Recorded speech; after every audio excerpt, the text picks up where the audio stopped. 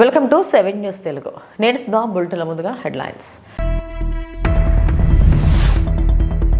నేటి నుంచి ప్రసిద్ధి పుణ్యక్షేత్రమైన అన్నవరంలో దివ్య కళ్యాణ మహోత్సవాలు ప్రారంభం.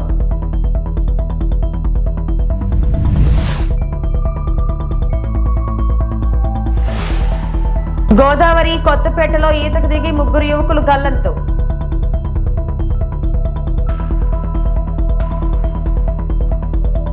తిరుపతి జిల్లా నూతన ఎస్పీగా హర్షవర్ధన్ రాజు బాధ్యతల స్వీకరణ. రాష్ట్రంలో జరిగిన ఎన్నికల ప్రక్రియలో పలు చోట్ల పోలింగ్ బూత్లను కైవసం చేసుకుని ఈవీఎంలను పగలగొట్టాలనే ఉద్దేశంలో దాడులు కూడా జరిగాయని, ముఖ్యంగా పలనాడు, అనంతపురంతో పాటు రాయలసీమ జిల్లాల్లో పలు చోట్ల పెద్ద ఎత్తున హింస చెలరేగిందని ఇరిగేషన్ శాఖ మంత్రి అంబటి రాంబాబు అన్నారు. పల్నాడు, అనంతపురం జిల్లాలో ఉన్న ఎస్సీలను ఎన్నికలకు ముందు ఎన్నికల కమిషన్ మార్చిందని, బీజేపీ రాష్ట్ర అధ్యక్షురాలు చంద్రబాబు వదిన పురంధేశ్వరి ఎన్నికల కమిషన్కు ఫిర్యాదు చేయడం వల్లేనన్నారు. రాష్ట్రంలో హింస ప్రజ్వలించడానికి ప్రధాన కారణం చంద్రబాబు, పురంధేశ్వరులకు కుట్రేనని అంబటి రాంబాబు అన్నారు.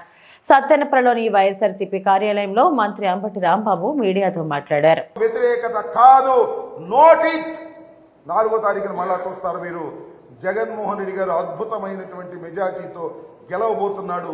పాజిటివ్ ఓటు చాలా అద్భుతమైనది. చాలా మంది అంటున్నారు, ఏమండి పోయినసారి కన్నా పోలింగ్ బాగా పెరిగిందా, ప్రభుత్వ వ్యతిరేకత ఉంటుందని ఆశపడుతున్నారు వాళ్ళు. నేను మనవి చేస్తున్నా, 2014లో తెలంగాణలో కేసీఆర్ వచ్చాడు.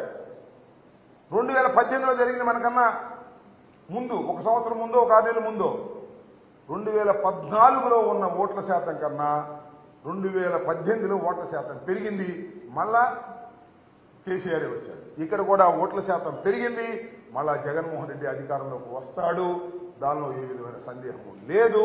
ప్రజలు ఉదయాన్నే లేచి వచ్చి జగన్మోహన్ రెడ్డి గారి గుర్తు ఫ్యాన్కు వేసి తృప్తిగా ఇంటికి వెళ్లాలనేటువంటి ఉద్దేశంతో వచ్చి గంటల తరబడి సైతం లైన్లో నిలబడ్డారనే విషయాన్ని దయచేసి మర్చిపోవద్దని మనవి చేస్తున్నా. జగన్మోహన్ రెడ్డి గారే మళ్ళా ముఖ్యమంత్రిగా కాబోతున్నారు. 9వ తారీఖున ఇంతకుముందు బొత్స సత్యనారాయణ గారు ప్రకటించినట్టుగానే విశాఖపట్నంలో ప్రమాణ స్వీకారం చేయబోతున్నారు. సరే, ఇక్కడ జరిగిన గొడవల వల్ల కానీ పోలీసులు వైఫల్యం చెందని ఆరోపిస్తున్నారు కాబట్టి మీ విద్యావకాశాల మీద ఉన్న ప్రభావం ఏ విధమైన ప్రభావం ఉండదు. నేను నా విద్యావకాశాల మీద కానీ లేదా వైఎస్ఆర్ కాంగ్రెస్ పార్టీ విజయావకాశాల మీద కానీ ఏ విధమైన ప్రభావం చూపలేదు. కొన్ని చోట్ల సైక్లింగ్ లాగా రిగ్ చేసుకున్నారు. ముఖ్యంగా నార్నిపాడు, చీమలమర్రి, దమ్మాలపాడు గ్రామాల్లో వాటి మీద నేను రీపోలింగ్ అడిగాను. ఎలక్షన్ కమిషన్ రీపోలింగ్కి సుముఖంగా లేదు ఎవరని చెప్పారు.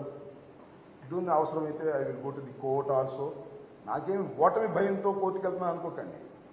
అసలు ఇలా రిగ్గింగ్ జరిగినప్పుడు ఇంత అడ్వాన్స్డ్ సొసైటీలో 2-3 కూర్చుని వారి గుర్తు మీద నొక్కునే పరిస్థితి వచ్చినప్పుడు why you are not open the camps ఏవైతే ఉన్నాయో, మన దాన్ని ఏమంటారు, ఎఫ్ క్యాంప్స్, అవి ఓపెన్ చేస్తే కదా అర్థమయ్యేది. ఎందుకు ఓపెన్ చేయరు అనేది నా పాయింట్. ఒకసారి ఓపెన్ చేసి ఎవరైతే దొంగ ఓట్లు వేసుకున్నారో వాళ్ళని రీపోల్ చేసి మనం శిక్షించామనుకోండి, ఇలాంటి వాటికి పరిసమాప్తం అవుతుంది. దానికోసం నేను I'm trying to approach the court. వస్తున్నారా అదో that is a different matter. చాలా మంది అనుకోవచ్చు అవన్నీ రీపోల్ జరగకపోతే అమ్మడం ఓడిపోతాడనే భయంతో అని. No, never. అత్యధికమైన మెజార్టీతో నేను మళ్ళా చెప్తున్నా, పోయినసారి కన్నా 1 ఓటైనా ఎక్కువ వస్తేనే అది నా నైతిక విజయం, లేకపోతే నా నైతికంగా విజయం కానట్టు లెక్క అని కూడా మరొకసారి ఐఎమ్ రీటరేటింగ్. మీరు అనుకుంటున్నారు ప్రజలు ఎంత అద్భుతంగా ఉన్నారో. నా మనసుకు తెలుసు, నా కళ్ళకు తెలుసు. ప్రతి ఊరు తిరిగాను, ప్రతి చోటకి వెళ్ళాను. ప్రజలు అద్భుతంగా జగన్మోహన్ రెడ్డి గారికి ఓటు వేయాలని అనుకుంటున్నారు. అందువల్ల నాకు ఓటు వేశారు. నేను అద్భుతమైన మెజార్టీతో గెలుపొందుతాయని కూడా మనవి చేస్తున్నాను.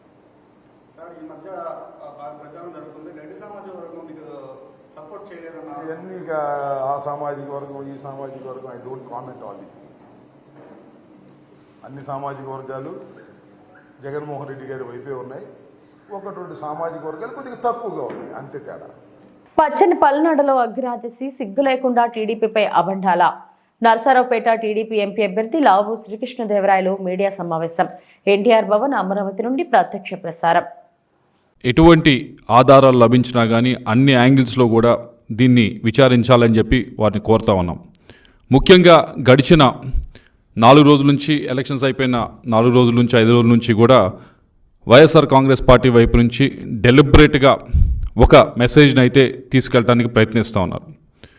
దాంట్లో మొదటిది ఏదైతే ఈ పల్నాడులో జరిగిన గొడవలకి కారణం ఇదేదో ఒకసారి కాదు, దాదాపు 4-5 సార్లు ఇది సాక్షి మీడియా పేపర్లో వేయటం జరిగింది. చాలామంది ఎమ్మెల్యేలు దీని గురించి మాట్లాడటం కూడా జరిగింది. దాంట్లో మొట్టమొదటిది ఎక్కువగా మాట్లాడుతూ ఉంది ఏమిటంటే, దీని గురించి కూడా విచారణ చేయాలని సిట్ వారిని కోరుతా ఉన్నాం. మొట్టమొదటి మాట్లాడుతూ ఉంది ఏంటంటే, నాకు అక్కడున్న ఎస్పీ గారు ఎలక్షన్ సమయంలో బిందు మాధవ్ గారు ఎవరైతే ఉన్నారో వారికి వారి ఫ్యామిలీతో మాకు ఏదో పరిచయం ఉన్నట్లు, మేమేదో చాలా దగ్గర స్నేహితులు అన్నట్లు, వారి భార్య మా భార్య ఏదో దగ్గర స్నేహితులు అన్నట్లు ఏదో దీన్ని డెలిబరేట్గా ఈ మెసేజ్ని ఒకసారి కాదు దాదాపు 4-5 రోజులుగా దీన్ని పంపిస్తూ ఉన్నారు. ప్రతి చోట కూడా ఇది పబ్లిష్ చేస్తూ ఉన్నారు. దీన్ని సిట్ వారిని కోరుతా ఉన్నాం, మా వైపు నుంచి క్షుణ్ణంగా పరిశీలించండి, మా కాల్ డేటా తీసి పరిశీలించండి. వాళ్ళ కాల్ డేటా మరి అధికారి కాబట్టి అది మీ చేతిలో ఉంటుంది. మా వైపు నుంచి మా కాల్ డేటా, మా చుట్టుపక్కల ఉన్న వారి కాల్ డేటా ఏదైతే ఉందో వాటిని తప్పకుండా తీసి పరిశీలించాలని చెప్పి కోరుతా ఉన్నాం. ఏదైతే ఎస్పీ బిందు మాధవ్ గారి ఫ్యామిలీ పైన ఏ విధంగా ఏదో నిరాధారమైన ఆరోపణలు చేస్తూ ఉన్నారో, ఏదో మాకు వారికి సంబంధం ఉన్నది, ఇది పూర్తి అవాస్తవం. వారి ఫ్యామిలీ మా ఫ్యామిలీ ఎప్పుడు కూడా కలిసింది లేదు, మాట్లాడింది లేదు, ఎప్పుడు కూడా ఫోన్లో కూడా మాట్లాడింది లేదు. అసలు ఆ మనిషి అనే వారి ఫ్యామిలీ వైపు నుంచి పరిచయం ఉంది కూడా లేదు. అటువంటిది ఆధారం ఏమి లేకుండా ఈ విధమైన ఆరోపణలు చేస్తూ దీన్ని జనంలోకి తీసుకువెళ్ళడానికి ప్రయత్నించడం అనేది చాలా బాధాకరమైన విషయం. దయచేసి కొద్దో గొప్ప ఏమన్నా నిజంగా ఉంటే మాట్లాడితే కరెక్టే, కానీ ఏమీ లేకుండా ఇలా మాట్లాడటం అనేది, మాట్లాడిన దాన్ని సాక్షి పేపరు, సాక్షి టీవీ ఛానళ్ళు విపరీతంగా పబ్లిష్ చేయటం అనేది ఇది తప్పు. దీని గురించి దయచేసి సిట్ వారిని కోరుతా ఉన్నా. నేను మామూలుగా అయితే ఏదో దీని గురించి తప్పించుకొని చేయొచ్చు, అలా కాకుండా నేనే సిట్ వారిని లెటర్ రాస్తా ఉన్నా. అయ్యా, మా ఫ్యామిలీ వైపు నుంచి కానీ వాళ్ళ ఫ్యామిలీ వైపు నుంచి కానీ ఏమైనా పరిచయం ఉంటే దయచేసి ఇప్పుడు కాదు, ఈ నెల రోజుల నుంచి కాదు, గడిచిన 4-5 సంవత్సరాల నుంచి ఏమైనా పరిచయం ఉన్నా, ఇప్పుడు నేను కలిసినా, ఇప్పుడు నేను ఫోన్లో మాట్లాడినా దయచేసి అది బయట పెట్టాలని చెప్పి కోరుతా ఉన్నాను. ఇంతకంటే ఓపెన్గా ఎవరు కూడా ఛాలెంజ్ చేయలేరు, అంత ఓపెన్గా నేను ఛాలెంజ్ చేస్తూ ఉన్నాను. రెండోది చెప్తా ఉంది ఏమిటంటే, ఏదో మాకు ఆ రోజు ఎలక్షన్ రోజు పోలీసుల వైపు నుంచి ఇదిగోండి టీడీపీ చెప్పినట్లు ఆడిందని చెప్పి ఏదో కథనం, పల్నాడులో హింసకు పోలీసులే కారణం అని, అట్టడుగున టీడీపీకి సహకారం అని చెప్పి ఒకరోజు ఇలా వివిధ ఆర్టికల్స్ని పబ్లిష్ చేయడం జరిగింది. అయ్యా, మేము ఎలక్షన్స్కి 15-20 రోజుల ముందే దానికి సంబంధించిన ఆఫీసర్స్ అందరికీ కూడా ఎస్పీ గారు, ఐజీ గారు అందరినీ కూడా కలిసి మా వైపు నుంచి ఒక లెటర్ ఇవ్వడం జరిగింది. తిరుపతి హర్షవర్ధన్ రాజు నూతన ఎస్పీ తిరుపతి లాంటి ప్రాంతంలో ఎస్పీగా అవకాశం రావడం గర్వకారణంగా భావిస్తున్నాడని, జూన్ 4వ తేదీ కౌంటింగ్ కు ఎలాంటి అవాంఛనీయ ఘటనలు జరగకుండా చూస్తామని, గత కొన్ని రోజులుగా జరుగుతున్న ఘటనలతో ప్రజల్లో పోలీసులపై అపనమ్మకం, విశ్వాసం తగ్గుతుంది. రాబోయే రోజులలో పోలీసులపై ప్రజల్లో నమ్మకం పెరిగే విధంగా ప్రయత్నం చేస్తాం. రాజకీయ పార్టీల నేతలు చట్టాన్ని ఉల్లంఘించవద్దు, బాధ్యతాయుతంగా రాజకీయ పార్టీల నేతలు వ్యవహరించాలి. తిరుపతి లాంటి అతి ముఖ్యమైన ప్రాంతంలో విధ్వంసకరమైన ఘటనలు జరగడం దురదృష్టకరమని అన్నారు.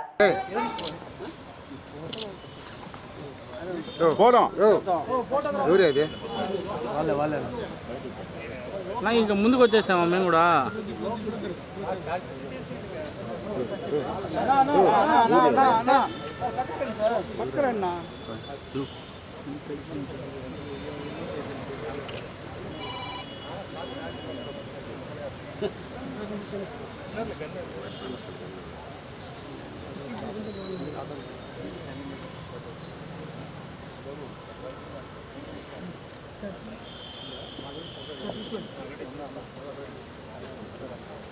ముందుకు రా నాన్న.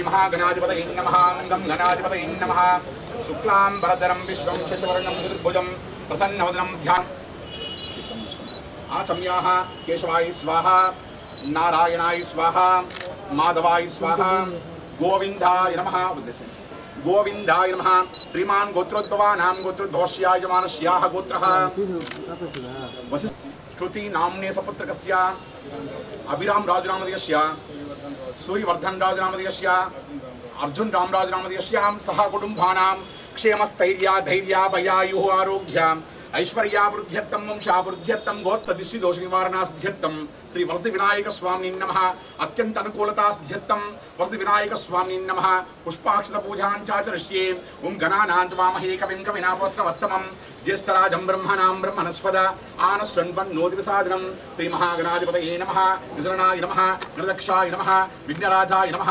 विनायकाय नमः द्वैमातुराय नमः सुमुखाय नमः प्रमुखाय नमः कृते नमः ज्ञानदीपाय नमः सुदक्षाय नमः सुरुग्नाय नमः श्रीकृष्णाय नमः उपाय नमः फलोदिताय नमः उपत्मजाय नमः पुरणपुरुषे नमः पूष्णे नमः मंत्रकृते नमः चक्रपाय नमः सर्वाय नमः सुपन्यासाय नमः सर्वकर्ते नमः सर्वनेत्रे नमः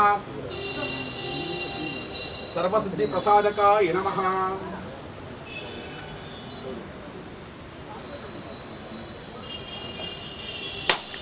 असमहानैवेद्यार्थं नारिकेलमहानैवेद्यं निवेदयामि ओं गं घनाधिपतये नमः भूर्भुवस्सुवः तस्तवितृवरेण्यं भर्गो देवस्य धीमहि धियो नः प्रचोदयात् आपो ज्योतिरसोऽमृतं ब्रह्म भूर्भुवः हिरण्यपात्रं मधो पूर्णं ददाति मादयोतानि एकदा ब्राह्मणोपहारति एकदैवायजमानायस्तेजो ददाति नीराचरणे शुद्धाचमयं समर्पयामि नमस्करोमि नमस्कारः सुमुखश्चैकदन्तश्च कपिलोगतकर्भिकः लम्बोदरश्च यानि कानि च पापानि जन्मान्तरकृतानि च तानि तानि न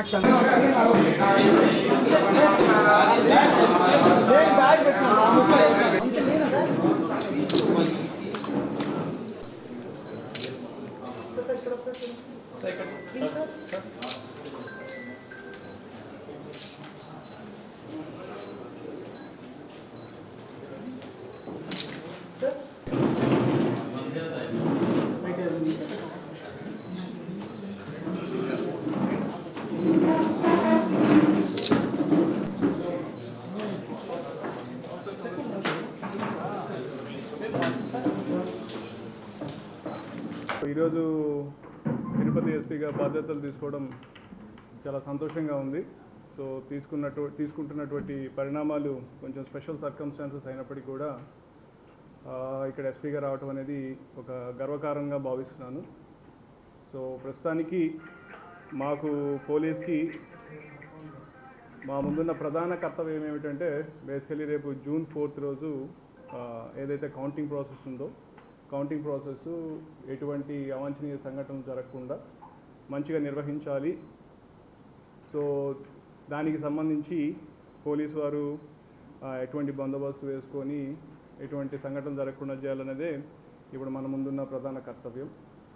సో లాస్ట్ కొన్ని రోజులుగా జరుగుతున్న సంఘటనల దృష్ట్యా కొంచెం పోలీసు వారి మీద ప్రజల్లో కొంచెం అపనమ్మకం రావటమో లేకపోతే మా పట్ల కొంత విశ్వాసం తగ్గటమో అటువంటివి ఉన్నప్పటికీ మేము ఇంకా రానున్న రోజుల్లో వాళ్ళ విశ్వాసాన్ని చూరగొనే విధంగా వాళ్ళ నమ్మకాన్ని పొందే విధంగా మంచిగా పనిచేస్తామని చెప్పి అనుకుంటున్నాము. దానికి సంబంధించి సాయశక్తుల కృషి చేయడానికి మేమందరం కూడా సంసిద్ధులై ఉంటామని చెప్పి పత్రికా సుముఖంగా అందరికీ తెలియజేస్తున్నాను.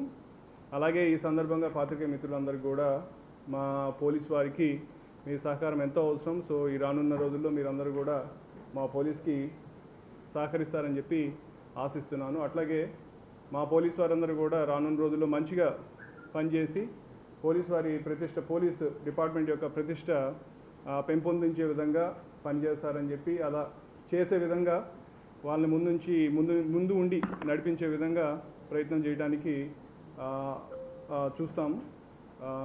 సో ప్రజలకు కూడా మా విజ్ఞప్తి ఏమిటంటే ఈ ఎలక్షన్స్ జరిగి రకరకాల అంటే అంటే పార్టీలకి సంబంధించి కావచ్చు, ప్రాంతాలకు సంబంధించి కావచ్చు, రకరకాల వాళ్ళ రాగద్వేషాలకు లోనయ్యి చట్టానికి వ్యతిరేకంగా పనులు చేయటం ఇవన్నీ కూడా కొంచెము వాటిని మానాల్సిన అవసరం చాలా ఉంది. ఎందుకంటే డెమోక్రటిక్ ప్రాసెస్లో ఆల్రెడీ ఓటింగ్ అయిపోయింది, మన ముందు ఇక కౌంటింగే మిగిలింది. సో కాబట్టి ఆల్రెడీ ప్రజలు దానికి ఏంది అనేది డిసైడ్ చేశారు. మనం అందరం కూడా ఇంకా కౌంటింగ్ చేసిన తర్వాత ప్రజల యొక్క వాళ్ళ డెసిషన్కి లోబడి ఉంటుంది. కాబట్టి ప్రజాస్వామ్యంలో మనం అందరం కూడా కొంచెం అందరూ బాధ్యతాయుతంగా, ప్రజలు కావచ్చు, రాజకీయ పార్టీలు కావచ్చు, రాజకీయ నాయకులు కావచ్చు, అందరూ కూడా కొంచెం బాధ్యతాయుతంగా వ్యవహరించి మనకు తిరుపతిలో ఇక ముందు అంటే దీనికి చాలా అంటే శాంక్టిటీ ఉన్న ప్లేస్ అందరికీ తెలుసు. తిరుపతి వెంకటేశ్వర స్వామికి సంబంధించిన ఒక పవిత్రమైన ప్రదేశం. సో ఇటువంటి ప్రదేశంలో ఇటువంటి సంఘటనలు జరగడం అనేది చాలా దురదృష్టకరం. సో ఇటువంటి సంఘటనలు ముందు ముందు జరగకుండా ఉండే విధంగా మనం అందరం కూడా బాధ్యతాయుతంగా వ్యవహరించాలని చెప్పి మీ తరపున అందరికీ కూడా నేను విజ్ఞప్తి చేస్తున్నాను. ప్రాసెస్ అయిన తర్వాత మా పోలీస్ ప్రయారిటీస్ కావచ్చు, పోలీస్ పనితీరు ఎలా ఉండాలని దాని గురించి మళ్ళీ మనం సబ్సిక్వెంట్గా మాట్లాడుకుందాం. వీటన్నిటి గురించి నేను కొంచెం స్టడీ చేయాల్సి ఉంది. మా ఆఫీసర్స్ అంతా కూడా డిస్కస్ చేసిన తర్వాత దానికి సంబంధించి మేబీ 1-2 రోజుల్లో మీకు దానికి సంబంధించి పూర్తి ఇన్ఫర్మేషన్ ఇస్తాను. ఉండొచ్చు, ఛాలెంజింగ్గానే ఉండొచ్చు. మొన్న జరిగిన పరిస్థితుల దృష్ట్యా ఖచ్చితంగా ఛాలెంజింగ్గానే ఉంటుంది. కాబట్టి అంటే మీరు చూస్తున్న పరిణామాలను చూసినట్లయితే అలాగే ఉంది. బట్ దానికి సంబంధించి అందరినీ కూడా కాన్ఫరెన్స్లో తీసుకుంటాం, పార్టీ నాయకులతో కూడా మాట్లాడతాం, కలెక్టర్ గారు నేను దానికి సంబంధించిన చర్యలన్నీ తీసుకుంటాం, పోలీసు వారు కూడా అంతా కూడా కష్టపడి చేస్తాం. అన్నీ కూడా ఎక్కడ ఇటువంటి సంఘటన లేకుండా చూసేదానికి ఖచ్చితంగా ప్రయత్నం చేస్తాం. అని కాదు, ప్రెషర్స్ ఎప్పుడు ఉంటాయి, పోలీస్కి ప్రెషర్స్ ఉంటాయి, ఎప్పుడు ఎత్తుపల్లాలు ఉంటాయి, హైస్ అండ్ లోస్ ఉంటాయి. సో కొన్నిసార్లు కొన్ని సందర్భాల్లో ప్రతి ఒక్కరి జీవితంలో కూడా అలాంటి ఉంటుంది. ఒకసారి ఉన్నత స్థాయి ఉంటుంది, ఇంకోసారి ఉచ్చ స్థాయి ఉంటుంది. సో ఆ హైస్ అండ్ లోస్కి లోబడే మన వ్యవస్థలు నడుస్తుంటాయి. కాబట్టి కొంచెం ఇప్పుడు జరుగుతున్న పరిణామాల దృష్ట్యా ఇప్పుడు కావటం, ఎస్పీ ట్రాన్స్ఫర్ రావటం దాని దృష్ట్యా కొంచెం ఛాలెంజింగ్గా ఉంది. కాబట్టి ఇంకొంచెం మెరుగుపరచుకోవాల్సిన అవసరం ఉందని చెప్పి నేను భావిస్తున్నాను. ఖచ్చితంగా చేస్తాను. నా బాధ్యత అదే కదా, యాజ్ ఎస్పీగా that is my responsibility, that is the only responsibility I have.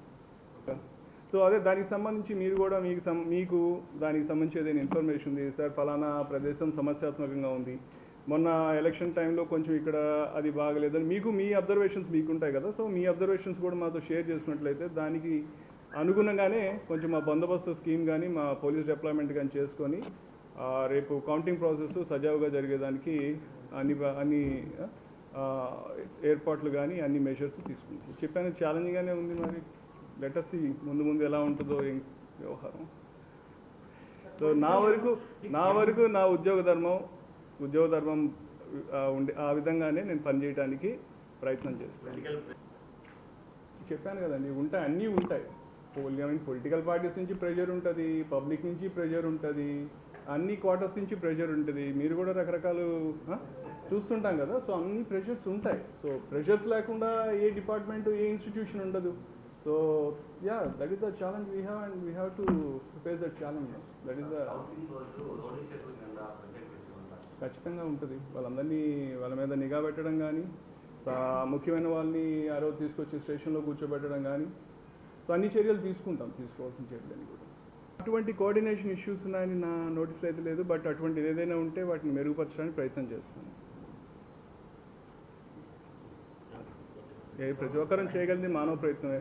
నా ప్రయత్నం నేను చేస్తాను, ఎలా ఉంటుందో చూద్దాం. తిరుపతి జిల్లా నూతన ఎస్పీ హర్షవర్ధన్ రాజు ఆదివారం బాధ్యతలు స్వీకరించారు. అనంతరం జిల్లా కలెక్టర్ ప్రవీణ్ కుమార్ ను కలిసి ఈవీఎంలు ఉన్న పద్మావతి కళాశాలలో ఆకస్మిక తనిఖీలు చేశారు. ఈ సందర్భంగా సిబ్బందికి దిశానిర్దేశం చేశారు. కౌంటింగ్ వరకు అప్రమత్తంగా ఉండాలని సూచించారు. భద్రత విషయంలో రాజీ పడే అవకాశం లేదన్నారు. ఈ కార్యక్రమంలో పోలీసులు, కలెక్టరేట్ అధికారులు పాల్గొన్నారు.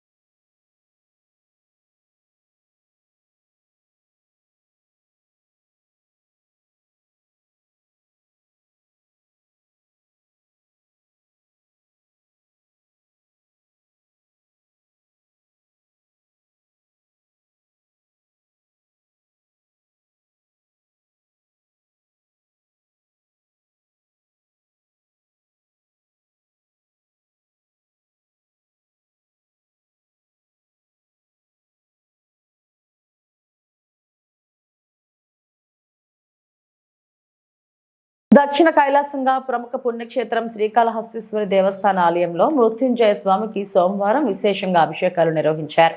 పాలు, పెరుగు, చందనము, సుగంధ ద్రవ్యాలతో అభిషేకం చేసి అనంతరం స్వామివారిని చక్కగా గజమాలతో అలంకరించి అర్చకులు పుష్పాలతో పూజలు చేసి స్వామివారికి కర్పూర హారతి సమర్పించారు. విశేషంగా భక్తులు మృత్యుంజయ స్వామిని దర్శించుకున్నారు.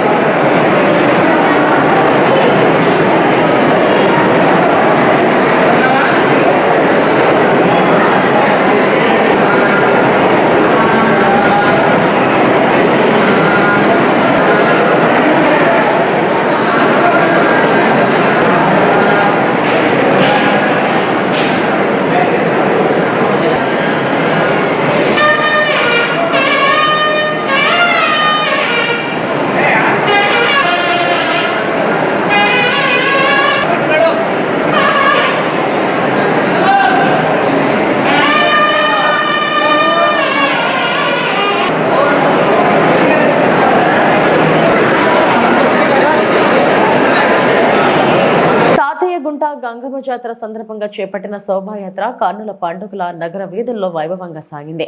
తిరుపతిలోని అనంత వీధి నుండి టీటీడీ చైర్మన్ భూమన కరుణాకర్ రెడ్డి ఆధ్వర్యంలో గంగమ్మ జాతర శోభాయాత్ర నిర్వహించారు. శోభాయాత్రలో TTD chairman Bhumana Karunakar Reddy, MLA అభ్యర్థి భూమన అభినయరెడ్డి, నగరపాలక సంస్థ మేయర్ డాక్టర్ శిరీషాలు గంధం పూస్తూ కేరింతలతో అత్యంత అద్భుతంగా శోభయాత్ర నడిచింది. తాతయ్య గుంట గంగమ్మ ఆలయ పునర్నిర్మాణం అయినప్పటి నుండి జాతరకు భక్తులు లక్షలాదిగా తరలివస్తున్నారన్నారు. జాతరలో వివిధ వేషధారణలతో భక్తులు అమ్మవారిని దర్శించుకుంటున్నారని తెలిపారు. ఈ 5 రోజులుగా అమ్మవారిని దర్శించుకునేందుకు భక్తులతో ఆలయం కిక్కిరిసిపోయింది. చివరి రోజున గంగమ్మ జాతరలో చెంపనరికి అమ్మవారిని శాంతింప చేయడంతో జాతర ముగుస్తుందన్నారు.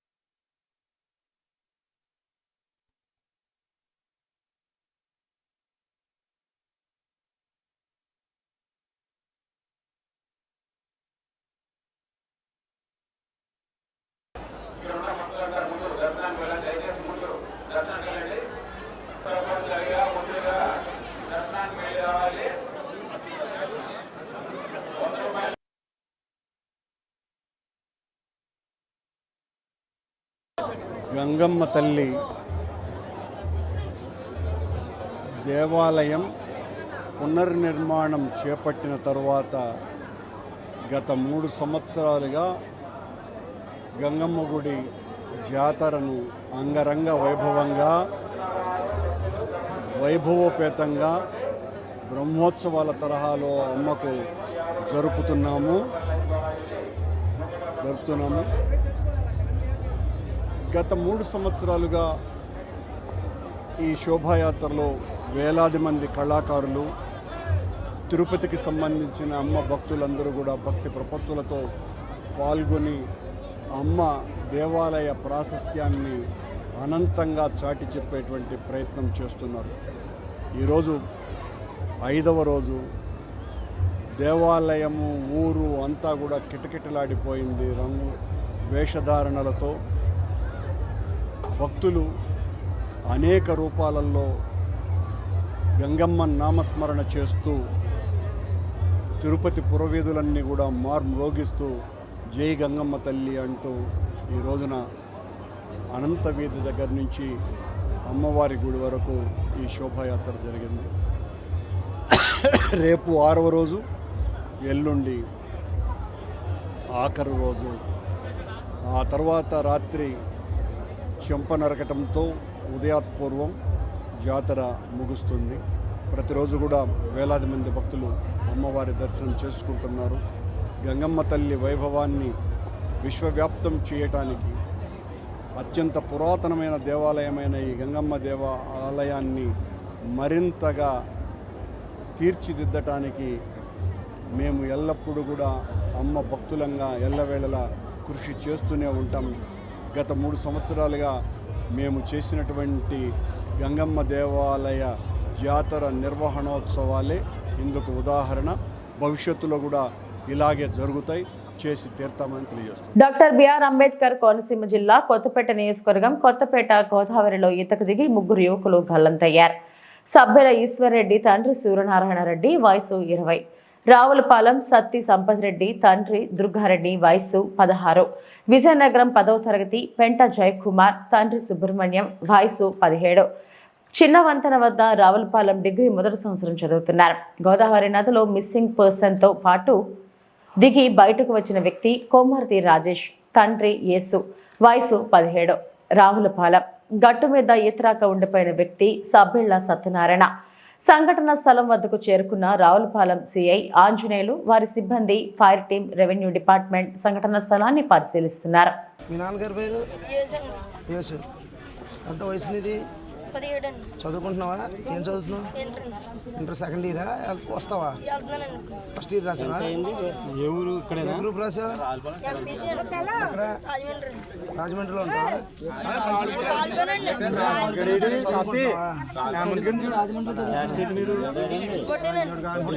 ఇప్పుడు ఒక అతను ఉన్నాడు, చనిపోయిన అతను ఏమవుతాడు నీకు? బుడ్డోడు కొట్టుకుపోయినాడు బావా? ఎవరెవరు వాళ్ళ తెలుసు? వాళ్ళిద్దరు నీకు కూడా తెలుసు. మొత్తం 4. ఎంతమంది వచ్చారు? 5 వచ్చాడు. ఒక పైన ఉన్నాడు. మేము తానం చేసుకుని వాళ్ళేమో బాటిల్ కట్టేసుకుంటూ వెళ్ళిపోయారు. 3. ఎక్కడ వరకు వెళ్ళారు?